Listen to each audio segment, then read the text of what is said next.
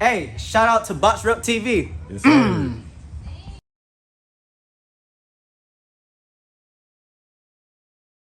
Let's talk about making the weight 154 or even possibly a fight at 168.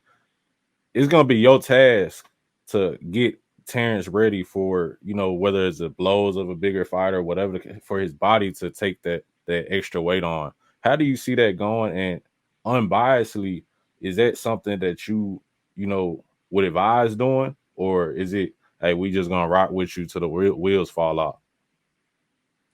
It's an easier weight cut. Obviously it's what, three divisions up, so it's quite a significant increase in weight. But Canelo was a welterweight. The height wise, it's not. I think they might be damn near the same height. You know Yeah, what I mean? So like height wise, reach wise, Bud's got longer reach. So it's all about, for me, like going in as a strength coach, it's making sure, his power. I don't think Canelo's got a lot more power. He's heavier. I don't think he's got a lot more power than Bud. They're probably fairly comparable. But mm, my goal is, okay, we gotta up the strength without sacrificing speed. You know what I mean? I know IQ and his timing. Like that's a lot of Bud's speed comes from his timing. Like he studies. Probably, like I'm telling you, when all we do at training camp is watch boxing.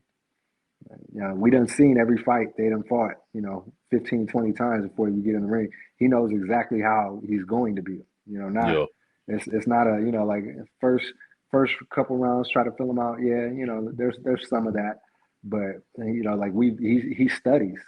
He'll be on the treadmill, working out, and mm, instead of listening to music, he's got YouTube watching his opponent, watching every mistake they make, and kind of knowing how he's gonna alter and counter that mistake. And I mean, that's, he gets in there and executes. A lot of people can study up on something, and think they're gonna get in there and do something, but he actually follows through and executes. So yeah. I mean, I think if Bud is confident and says, I can beat him at 168, I put my money on Bud. Hey, I ain't betting against him no more. I ain't gonna lie to you. He had me over here hurt, man. So 154, man, but that'd be something great to see, bro. That'd Well, yeah, be 154. 154. Even if he takes the fight at 168, bro, we talking about something that's never been done. Maybe a Roberto Duran or something like that, but bro, he definitely, bro. I seen that interview where he was talking to Joe Rogan and he was saying, "Man, what can they say? If I beat Charlo, what can they say? If I go up to 168, can they say?" So, man, I love three to see time it, bro. three three time under, like legacies are on the line, like like I think that was kind of a bigger element, at least if it were me, for the Yeah. Spence fight.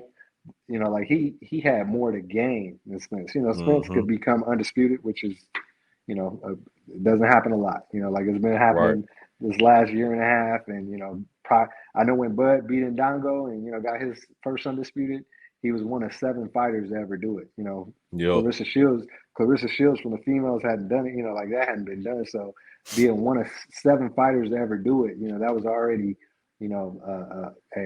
a pinnacle. But Mm, at the same time, like it's happened, a little bit more often. yep. Uh, but to do it two times, obviously, never been done as a man.